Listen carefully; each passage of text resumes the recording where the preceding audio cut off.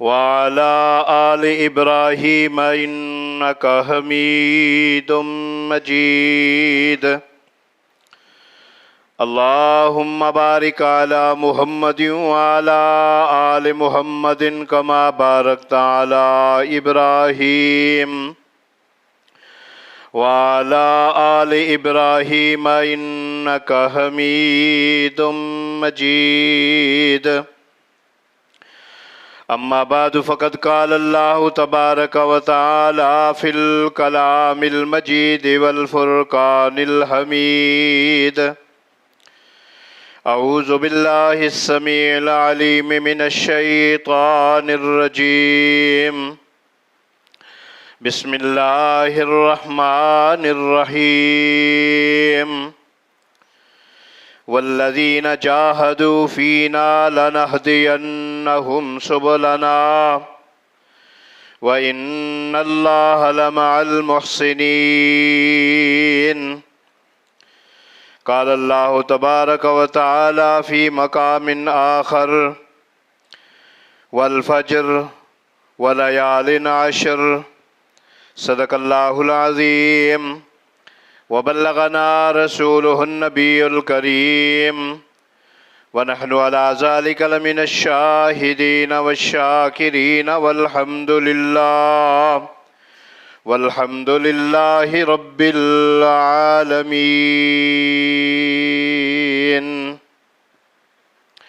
اور وہ لوگ جو ہماری دین کے لیے کوشش کرتے ہیں،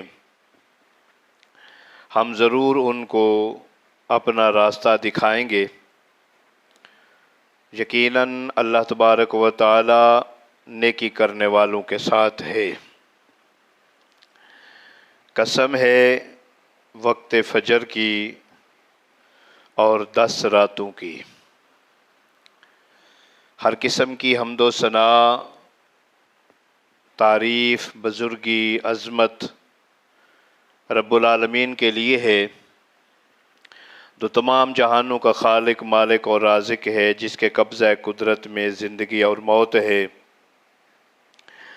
انگنت لاتعداد درود و سلام سید المرسلین، امام المتقین، سیدنا محمد الرسول اللہ صلی اللہ علیہ وسلم کی ذات بابرکات کے لیے ہے،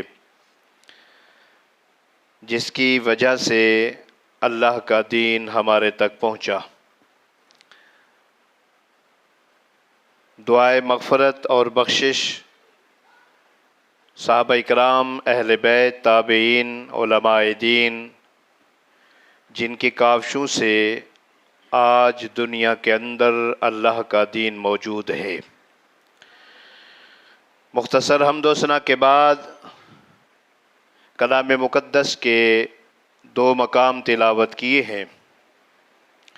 پہلا مقام سورہ عنکبوت آیت نمبر 69 تلاوت کی ہے،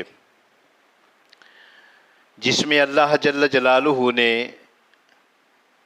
اس بات سے انسانیت کو آگاہ کیا ہے کہ اگر تم لوگ اللہ کے دین کے بارے میں، اسلام کے بارے میں کوشش کرو گے تو اللہ تبارک و تعالی تمہارے لیے آسانیاں پیدا کریں گے، خصوصاً جو راہ ہدایت ہے وہ تمہارے لیے آسان ہو جائے گا، کیونکہ ہمیشہ اللہ نیک لوگوں کا ساتھ دیتے ہیں۔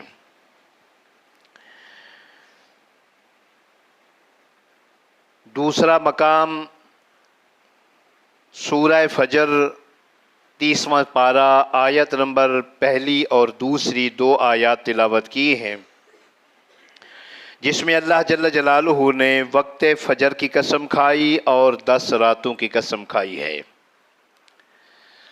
حضرات گرامی، انسان کو اللہ رب العزت نے اپنی عبادت کے لیے پیدا کیا ہے، اور اللہ رب العزت ہمیشہ یہی چاہتے ہیں کہ انسان ہر لمحہ، ہر گھڑی وہ اللہ تبارک و تعالیٰ کی عبادت کرے اور اللہ کی مرضی کے مطابق زندگی بسر کرے۔ اس کے لیے اللہ رب العزت نے ہمارے لیے کچھ مواقع اپنی رحمت سے ایسے مہیا کیے ہیں جن مواقعوں کے اندر ہم لوگ زیادہ سے زیادہ اپنے رب کو راضی کرنے کی کوشش کریں تو کامیابی ہمارا مقدر بن جائے گی، دنیا آخرت میں ہمیں عزت مل جائے گی۔ ان مبارک مواقع میں سے ایک موقع آج کا دن یعنی ذو الحج کا پہلا دن ہے آج، اور یہ 10 دن ذو الحج کے جو ہیں یہ پورے 10 دن ان موقعوں میں سے ایک موقع ہے کہ جن گھڑیوں سے ہم فائدہ اٹھا کر اپنی دنیا اور آخرت سنوار سکتے ہیں۔ اللہ رب العزت نے جو 2 مقام میں نے تلاوت کیے ہیں، ان دونوں مقاموں کے اندر انسانیت کو اس بات سے آگاہ کیا ہے کہ اگر تم لوگ کوشش کرو گے تو اللہ تمہاری کوشش کو رائے گا نہیں جانے دیں گے، اور پھر ہوگا کیا، نتیجہ کیا نکلے گا، تمہارے لیے نیکی کے راستے آسان ہو جائیں گے اور جنت میں جانا تمہارے لیے آسان ہو جائے گا۔ خصوصی طور پر رحمت دو عالم صلی اللہ علیہ وسلم نے اپنی احادیث کے اندر ان 10 دنوں کے متعلق جو آج سے شروع ہو چکا ہے، ان کے بارے میں اپنی امت کو آگاہ کیا ہے کہ ہمیں کیا کرنا چاہیے۔ اللہ رب العزت نے ان کی فضیلت کے متعلق جو قسم کھائی ہے، والفجر ولیال عشر، مفسرین نے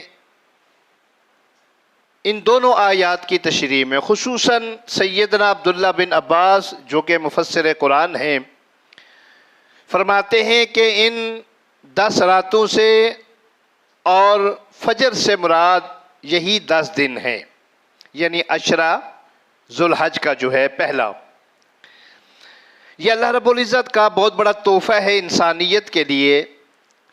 اگر ہم لوگ اس کو غنیمت سمجھتے ہوئے کوشش کریں، وہ کام کریں جس کا اللہ رب العزت نے ہمیں حکم دیا ہے، تو میرا خیال ہے رحمت دو عالم صلی اللہ علیہ وسلم کے فرمان کو مد نظر رکھتے ہوئے جب ہم کوشش کریں گے تو رحمت دو عالم صلی اللہ علیہ وسلم نے جو بشارت دی ہے اور اللہ رب العزت نے جو خوشخبری سنائی ہے، انشاءاللہ العزیز وہ چیزیں ہمیں میسر آئیں گی۔ حضرات گرامی، یہ جو 10 دن ہیں، ان 10 دنوں کے متعلق رحمت دو عالم صلی اللہ علیہ وسلم نے کیا ارشاد فرمایا ہے؟ سیدنا جابر بن عبداللہ رضی اللہ تعالیٰ عنہ حدیث کے راوی ہیں، بیان فرماتے ہیں نبی اکرم صلی اللہ علیہ وسلم کا ارشاد گرامی ہے، افضل ایام الدنیا، دنیا کے جو دن ہیں جب سے دنیا وجود میں آئی تب سے لے کر آج تک اور تا قیامت، یہ جو دن جاری ہیں، ان تمام دنوں میں سے جو افضل دن ہیں ایام العشر، یعنی 10 ذی الحجہ، یہ جو 10 دن ہیں ہمیشہ سال کے اندر آتے ہیں، یہ تمام دنوں سے افضل دن ہیں۔ کس لحاظ سے؟ اعمال کے لحاظ سے۔ رحمت دو عالم صلی اللہ علیہ وسلم سے پوچھا گیا کہ یا رسول اللہ صلی اللہ علیہ وسلم ولا مثلہن فی سبیل اللہ، کیا اللہ کی راہ میں جہاد کرنے سے بھی افضل ہیں ان دنوں کے جو اعمال ہیں؟ رحمت دو عالم صلی اللہ علیہ وسلم جواب میں ارشاد فرماتے ہیں، قال ولا مثلہن فی سبیل اللہ الا رجل افر وجہہ فی التراب، بالکل ایسا ہی ہے۔ ان 10 دنوں کا جو عمل ہے وہ اللہ کی راہ میں جہاد کرنے سے بھی افضل ہے۔ ہاں، وہ آدمی جو اللہ کی راہ میں جاتا ہے، اپنا مال بھی لے جاتا ہے، تو ہوتا کیا ہے؟ اس کا مال اور وہ خود بھی اللہ کی راہ میں قربان ہو جاتا ہے۔ یعنی آپ اندازہ فرمائیں کہ ان 10 دنوں کا جو عمل ہے یہ ہمارے لیے، آپ کے لیے، کمزور لوگوں کے لیے ہے، بزرگوں کے لیے، بوڑھوں کے لیے، بیماروں کے لیے، عورتوں کے لیے ہے۔ اللہ رب العزت کی طرف سے تحفہ ہے کہ ان 10 دنوں کا جو عمل ہے اگر وہ آپ لوگ کر پائیں تو یہ اللہ کی راہ میں جہاد کرنے سے بھی، کیونکہ جہاد تو اس کو میسر ہوگا نا جب جہاد کا وقت آئے گا، یا جو جہاد کرنے کے قابل ہوگا، نوجوان ہوگا، یا جس کو اللہ نے مال و دولت دیا وہ خرچ کرے گا۔ لیکن یہ جو عمل ہے ہر آدمی کر سکتا ہے، چاہے وہ کمزور ہے، بوڑھا ہے، وہ نوجوان ہے، وہ عورت ہے، بچہ ہے، کوئی بھی ہے۔ تو اس لیے رحمت دو عالم صلی اللہ علیہ وسلم نے ارشاد فرمایا یہ اللہ کی طرف سے تحفہ ہے یہ 10 دنوں کا، لہٰذا کیا کرو، ان 10 دنوں کے اندر زیادہ سے زیادہ نیک عمل کرو۔ وہ کون سے نیک عمل ہیں اس کا آگے ذکر آئے گا۔ ایک اور حدیث میں سیدنا عبداللہ بن عباس رضی اللہ تعالیٰ عنہ فرماتے ہیں ما من ایام العمل الصالح فیہا احب الی اللہ من ہذہ الایام، یعنی ایام العشر۔ رحمت دو عالم صلی اللہ علیہ وسلم کا ارشاد گرامی ہے کہ یہ جو 10 دنوں کا نیک عمل ہے اللہ تبارک و تعالیٰ کو بڑا پیارا ہے، بڑا پسند ہے۔ یہ جو 10 دن ہیں، قالوا یا رسول اللہ ولا الجہاد فی سبیل اللہ، مزید صحابہ نے سوال کیا یا رسول اللہ کیا جہاد فی سبیل اللہ سے بھی؟ آپ نے فرمایا قال ولا الجہاد فی سبیل اللہ الا رجل خرج بنفسہ ومالہ۔ الفاظ حدیث کے کچھ مختلف ہیں۔ آپ ارشاد فرماتے وہ آدمی جو اپنا مال لے کر نکلتا ہے اور خود بھی جاتا ہے، ثم لم یرجع من ذلک بشیء، لیکن کوئی بھی چیز واپس نہیں آتی، یعنی اس کا مال بھی اور اس کی جان بھی اللہ تبارک و تعالیٰ کے راہ میں قربان ہو جاتے ہیں، یہ افضل ہے۔ اس کے علاوہ باقی جو آپ لوگوں نے نیک اعمال کرنے ہیں، بلکہ ایک حدیث میں نبی اکرم صلی اللہ علیہ وسلم کا ارشاد گرامی ما من عمل ازکی عند اللہ، اللہ کے نزدیک جو سب سے پاکیزہ عمل ہے، یعنی پہلی دونوں حدیثوں میں آپ نے فرمایا افضل عمل، اللہ کو محبوب عمل، اور تیسری حدیث میں رحمت دو عالم صلی اللہ علیہ وسلم ارشاد فرماتے ہیں ازکی عند اللہ، اللہ کے نزدیک پاکیزہ عمل، ولا اعظم اجرا، اور اللہ کے نزدیک جو اجر کے لحاظ سے بہت بڑا عمل ہے وہ ان 10 دنوں کا ہے، یعمل فی عشر الاضحیٰ، جو بھی عمل کرنے والا ان قربانی کے 10 دنوں کے اندر عمل کرتا ہے۔ حضرت گرامی، اب آپ خود اندازہ لگا سکتے ہیں کہ اللہ رب العزت کی طرف سے یہ ہمیں بہت بڑا تحفہ ہے یہ 10 دنوں کا، اور بہت بڑا موقع ہے اپنے رب کو راضی کرنے کا اور زیادہ سے زیادہ نیکیاں سمیٹنے کا۔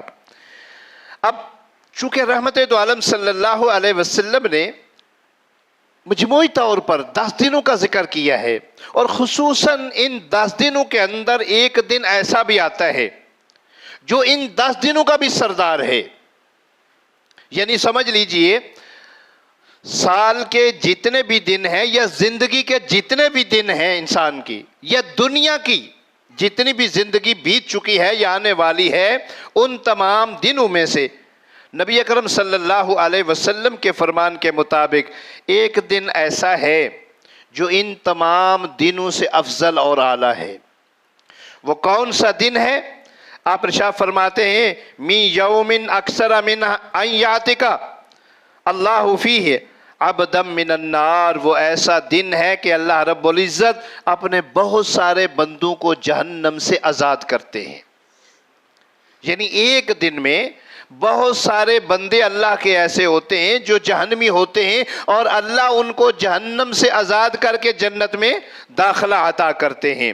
می یوم عرفہ، آپ ارشاد فرماتے ہیں وہ عرفے کا دن ہے۔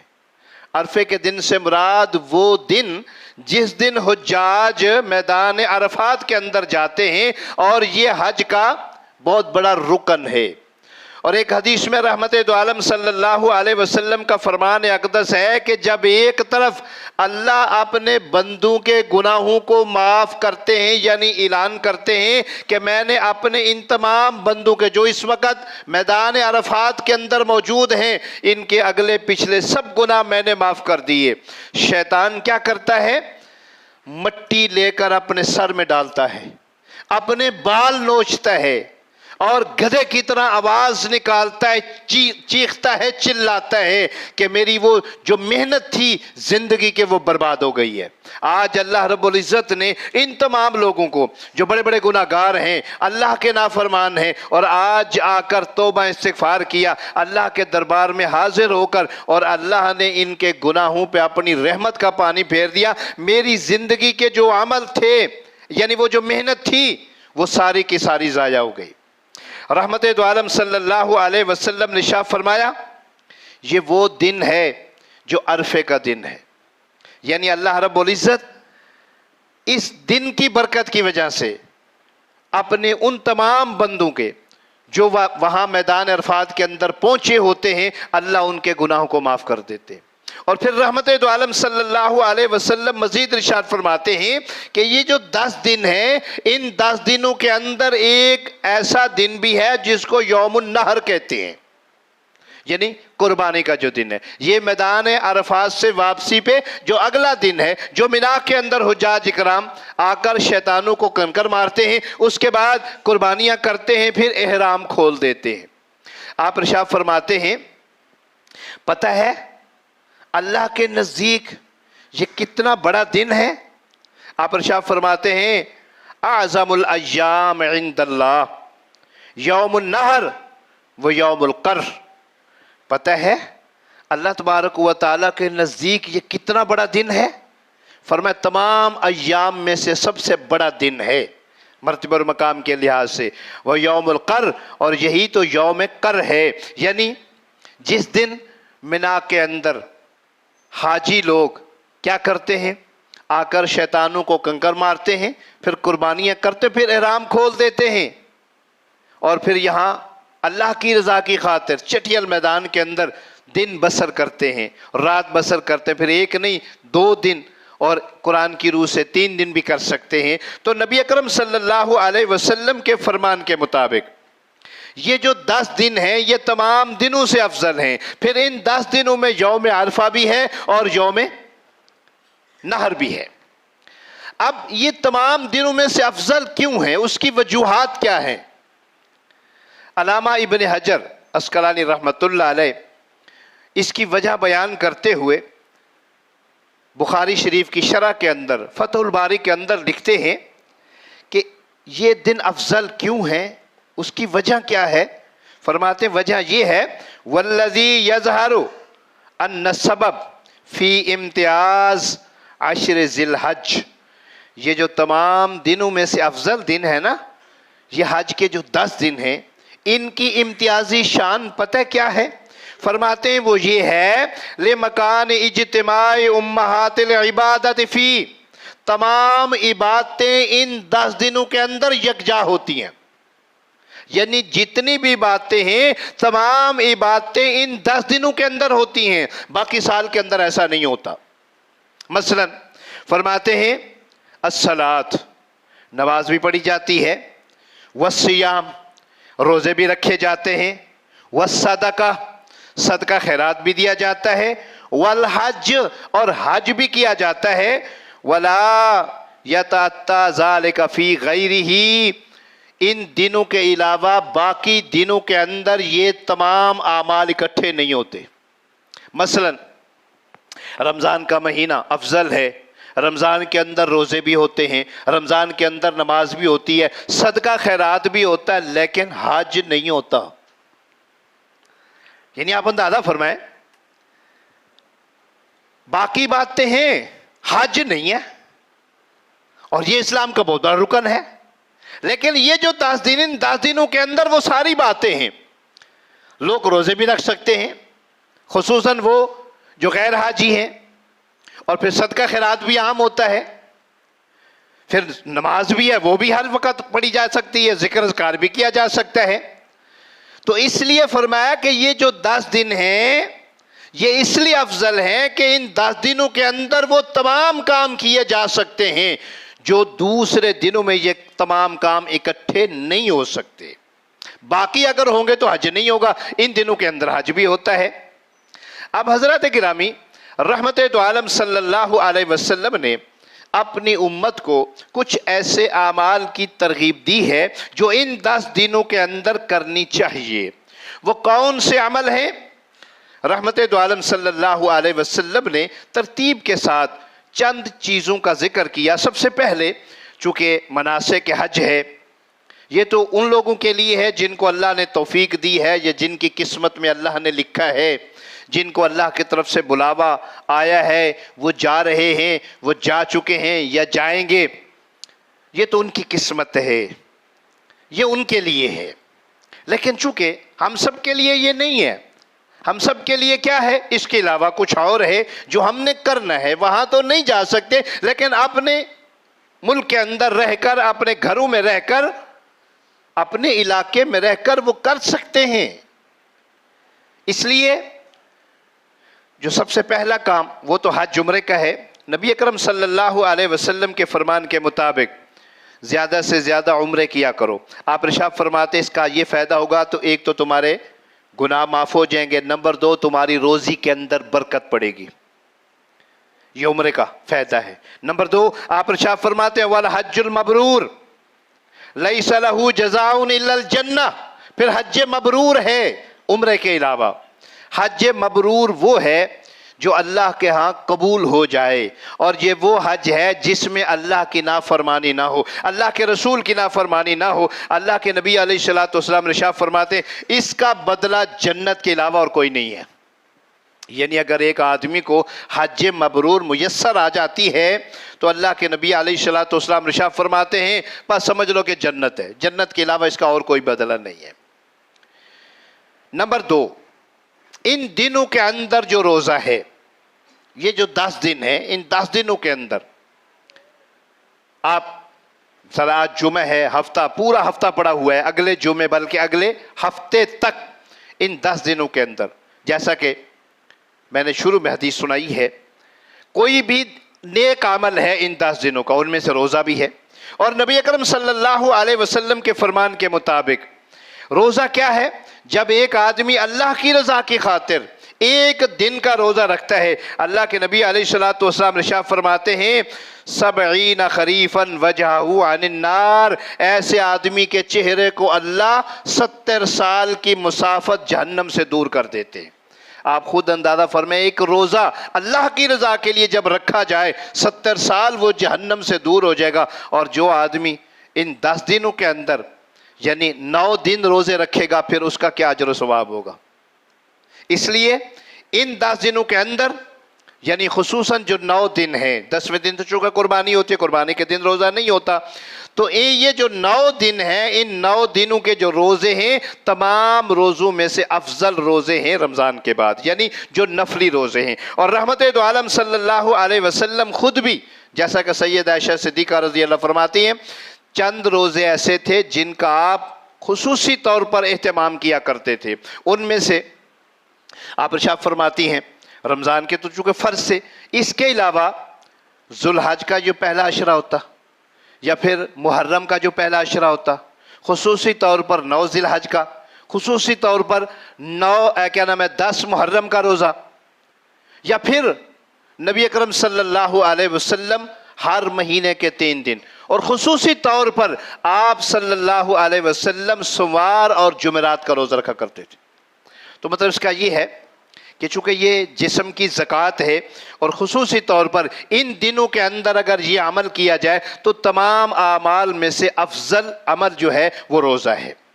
اس کے علاوہ رحمت دو عالم صلی اللہ علیہ وسلم کے فرمان کے مطابق جو نماز ہے اس کا زیادہ سے زیادہ اہتمام کیا جائے.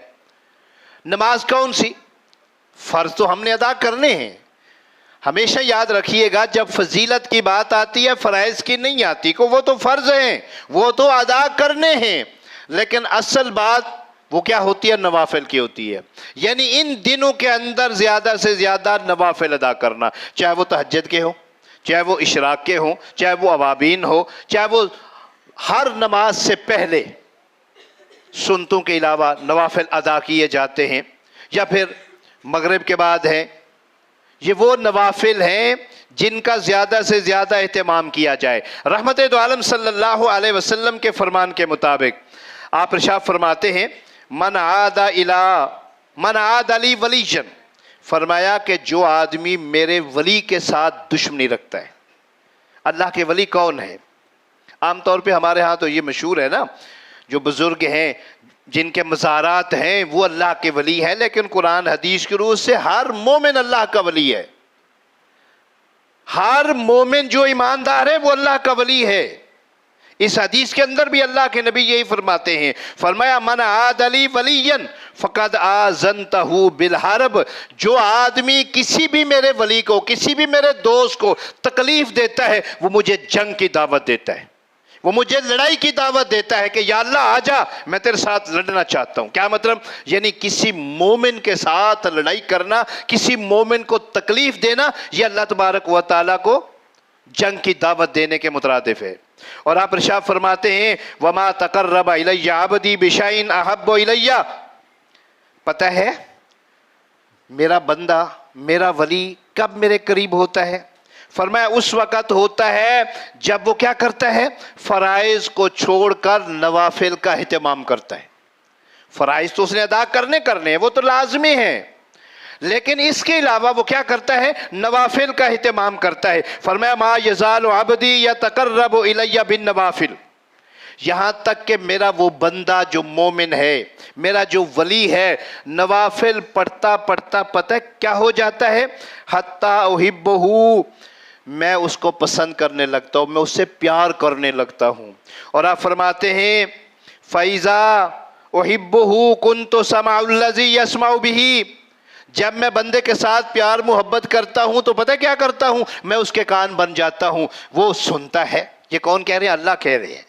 یہ اپنے مومن بندوں کی، اللہ اپنے ولیوں کی بات کر رہے ہیں۔ کوئی بھی ولی ہے، کوئی بھی مومن ہے، جب وہ نوافل ادا کرتا ہے اللہ کو اتنا پیارا ہو جاتا ہے، اللہ کو اس کے ساتھ اتنی محبت ہو جاتی ہے۔ اللہ کے نبی فرماتے ہیں، اللہ خود فرماتے ہیں میں اس کے کان بن جاتا ہوں، وہ سنتا ہے۔ وَبَصَرَهُ الَّذِي يُبْصِرُ بِهِ، میں اس کی آنکھیں بن جاتا ہوں، وہ دیکھتا ہے۔ وَيَدَهُ الَّتِي يَبْطِشُ بِهَا، میں اس کے ہاتھ بن جاتا ہوں، وہ پکڑتا ہے۔ وَرِجْلَهُ الَّتِي يَمْشِي بِهَا، میں اس کے پاؤں بن جاتا ہوں، وہ چلتا ہے۔ کیا مطلب؟ اللہ ہمارے پاؤں بنتا ہے، اللہ ہماری آنکھیں بنتا ہے؟ نہیں، اس کا مطلب یہ ہے کہ ہر وہ آدمی جو اللہ کا ولی ہے اس کا ہاتھ اللہ کی مرضی کے خلاف نہیں چلتا، یعنی کسی کو وہ مارتا پیٹتا نہیں ہے، اس کی آنکھ اللہ کی مرضی کے علاوہ ادھر ادھر نہیں جھانکتی، اللہ کی مرضی کے مطابق وہ دیکھتی ہے۔ اس کے کان اللہ کی مرضی کی بات سنتے ہیں، اللہ کی ناراضگی کی بات نہیں سنتے۔ اس کے پاؤں وہاں چل کے جاتے ہیں جو اللہ کو پسند ہوتا ہے، اللہ کی مسجدوں کی طرف، نیکیوں کی طرف چل کے جاتے ہیں، وہ اللہ کی نافرمانیوں کی طرف چل کے نہیں جاتے۔ شروع میں نے ایک آیت پڑھی ہے وَالَّذِينَ جَاهَدُوا فِينَا لَنَهْدِيَنَّهُمْ سُبُلَنَا إِنَّ اللَّهَ لَمَعَ الْمُحْسِنِينَ، اللہ فرماتے ہیں کہ جو آدمی میرا بن جاتا ہے میں اس کا بن جاتا ہوں، یہ اللہ کا بن جانا ہے۔ کیا مطلب؟ یعنی آپ کے ہر کام کے اندر اللہ کیا کرتا ہے؟ آپ کی مدد کرتا ہے۔ پھر بات یہاں ختم نہیں ہوتی، آپ کے کان ہیں اللہ کی مرضی کی بات سنیں گے، آپ کی آنکھیں ہیں اللہ کی مرضی کی چیزیں دیکھیں گی، آپ کے ہاتھ ہیں اللہ کی مرضی کی طرف اٹھیں گے، آپ کے پاؤں ہیں اللہ کی مرضی کی طرف چل کر جائیں گے۔ جہاں اللہ کی نافرمانی ہوگی یا اللہ کو پسند نہیں ہوگا، آپ کے یہ سارے اعضاء ڈھیلے پڑ جائیں گے، آپ کے یہ اعضاء آپ کا ساتھ نہیں دیں گے۔ اور یہ حقیقت ہے، ممکن ہے کبھی آپ نے تجربہ کیا ہو، ایماندار آدمی جب اللہ کی نافرمانی کی طرف قدم اٹھاتا ہے یا سوچتا ہے، فوری طور پہ اس پہ کیا ہو جاتا ہے؟ اگر اس کے اندر ایمان ہے، اللہ کا خوف ہے، تو وہ ایک دفعہ کانپ جائے گا، نہیں یار یہ میں نے سوچا ہے یا میں سوچ رہا ہوں یا میں کرنے کو تیار ہوں، یہ ٹھیک نہیں ہے، یہ سمجھ لیجیے کہ اللہ کی مدد ہے۔ پھر آپ ارشاد فرماتے ہیں وَإِن سَأَلْنِي فَآتَيْتُهُ وَلَئِنْ اسْتَعْذَنْتَنِي لَأُعِيذُهُ، میرا بندہ جو بھی مانگتا ہے نا میں اس کو دیتا ہوں۔ کس حالت میں؟ جب میرا ولی بن جاتا ہے۔ ولی کب بنتا ہے؟ جب وہ نوافل ادا کرتا ہے۔ میرا بندہ جو بھی مانگتا ہے میں اس کو دیتا ہوں۔ پھر کیا ہوتا ہے؟ جس چیز سے وہ پناہ مانگتا ہے میں اس کو پناہ دے دیتا ہوں۔ لیکن حضرات گرامی یہ ہمارے ساتھ نہیں ہے۔ جو ہم مانگتے ہیں وہ ہمیں نہیں ملتا، جس چیز سے ہم پناہ مانگتے ہیں وہ پناہ نہیں ملتی۔ اس کی وجہ یہی وجہ ہے کہ ہم نوافل سے دور ہو گئے، نوافل ادا نہیں کرتے، زیادہ سے زیادہ فرائض ادا کرتے ہیں اور جان چھڑاتے اور بھاگ جاتے ہیں۔ لیکن یہ کب میسر آئے گی بات؟ کب اللہ کے ولی بنیں گے؟ کب اللہ آپ کی ہر کام کے اندر مدد کرے گا؟ جب آپ زیادہ سے زیادہ کیا کریں گے؟ نوافل ادا کریں گے۔ ایک اور بات، ان دنوں کے اندر رحمت دو عالم صلی اللہ علیہ وسلم کے فرمان کے مطابق کثرت سے اللہ کا ذکر کرو۔ یہ اللہ کو بڑا پسند ہے، کثرت سے اللہ کا ذکر، چلتے پھرتے، اٹھتے بیٹھتے، جاگتے لیٹتے اللہ کو یاد کرو، اللہ کا ذکر کرو۔ وہ عام ذکر تو ہے، سبحان اللہ، الحمدللہ، لا الہ الا اللہ، لیکن جو ان دنوں کا مخصوص عمل ہے، رحمت دو عالم صلی اللہ علیہ وسلم نے جس کی ترغیب دی ہے وہ کیا ہے؟ وہ ہے تکبیرات۔ اللہ اکبر، اللہ اکبر، لا الہ الا اللہ، اللہ اکبر، اللہ اکبر وللہ الحمد۔ اور یہ جو تکبیرات ہے عام طور پہ ہمارے ہاں یہ رواج ہے، 9 ذی الحج سے لے کر 13 ذی الحج کی ہر نماز کے بعد ہم بڑے شوق سے کرتے ہیں، لیکن باقی پورا ہفتہ چھٹی سمجھتے ہیں، لیکن نہیں۔ حضرت گرامی رحمت دو عالم صلی اللہ علیہ وسلم نے پورے ہفتے کے اندر یہ افضل عمل ہے ان دنوں کا۔ آپ گھر سے نکلے ہیں، اللہ اکبر، اللہ اکبر، لا الہ الا اللہ، اللہ اکبر، اللہ اکبر وللہ الحمد۔ کام پہ جا رہے ہیں، مسجد میں آ رہے ہیں، یہ پڑھیں سیدنا عبداللہ بن عباس، سیدنا عبداللہ بن عمر، سیدنا حضرت ابو ہریرہ رضی اللہ تعالیٰ عنہ۔ بازاروں میں کام کوئی نہیں ہوتا تھا کہ جا کر کوئی چیز خریدیں یا جا کر بیچیں، صرف اسی کام کے لیے جاتے، نکلے گھر سے بازار گئے، چلتے جا رہے ہیں، اونچی اونچی آواز سے تکبیرات پڑھی جا رہے ہیں، اللہ اکبر، اللہ اکبر، لا الہ الا اللہ، اللہ اکبر، اللہ اکبر وللہ الحمد۔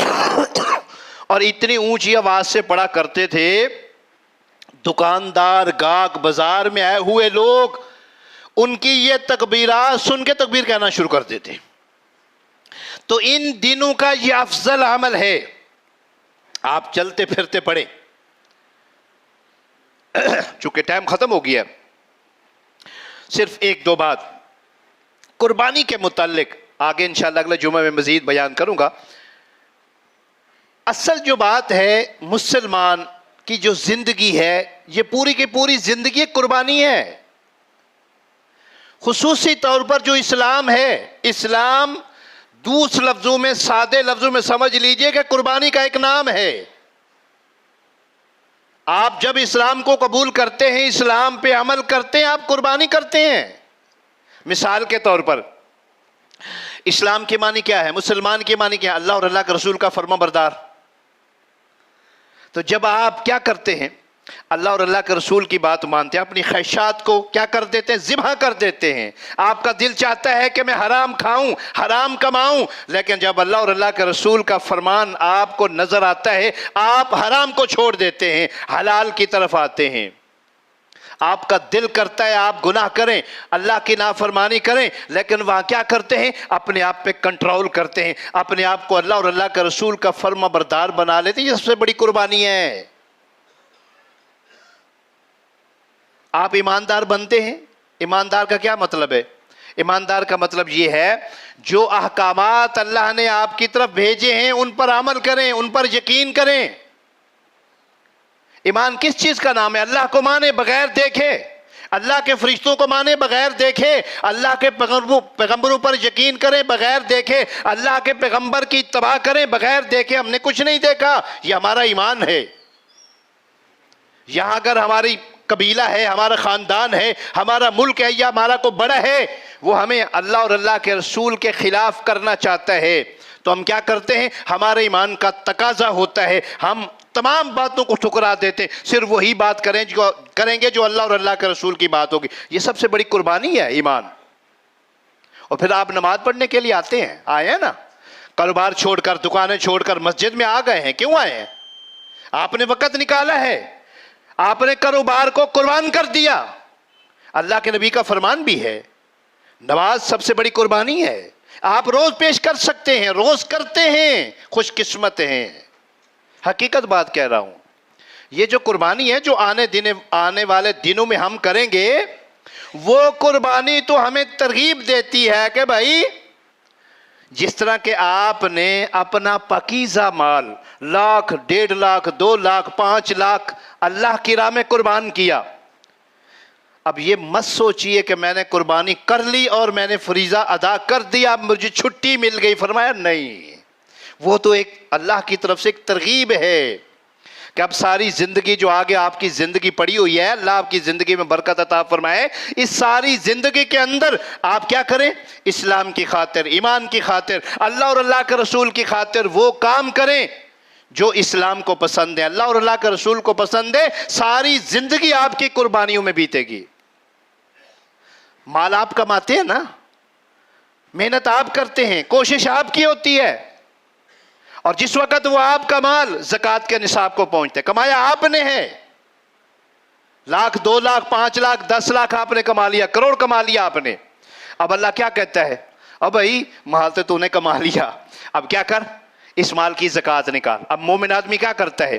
अगर वो सोचे कि यार मेहनत मेरी है, कमाई मेरी है जी, माल मैंने इकट्ठा किया, अब इन गरीबों मिस्किनों का हक कहां से आ गया? नहीं, वो क्या करता है? अल्लाह का हुक्म मद्देनजर रखते हुए वो 2.5%, अगर एक आदमी के पास 1 करोड़ है तो 2.5 लाख रुपया देना आसान नहीं है, लेकिन वो कुर्बानी पेश करता है। वो करता है कि नहीं, ये अल्लाह का हुक्म है, ज़कात मैंने देनी है, वो ज़कात देता है। ये कुर्बानी है जो हर साल आप अदा करते हैं। बातें और भी हैं, लेकिन इंशाअल्लाह अज़ीज़ आइंदा जुम्मा में बयान की जाएंगी। टाइम ख़त्म हो चुका है। कहने का मकसद ये कि ये जो इस्लाम है, ये जो नमाज है, ये जो रोज़ा है, ये जो सदका खैरात है, ये तमाम की तमाम कुर्बानियाँ आप हमेशा करते रहते हैं, लेकिन आने वाली जो कुर्बानी है वो हमें इस बात की तरगीब देती है कि जिस तरह खूबसूरत पसंदीदा माल अल्लाह की राह में कुर्बान करते हो ना, इसी तरह अपनी ज़िंदगी का एक मामूल बना लो। जो अल्लाह को पसंद है ना काम, वो करो, अपनी मर्जी को शामिल नहीं करना। अल्लाह से दुआ है अल्लाह मुझे भी आप तमाम को नेक अमल करने की तौफीक अता फरमाए, अपने महबूब और अपने हुक्म के मुताबिक अमल करने की तौफीक अता फरमाए। आमीन व मा अलैना इल्लल बलाग।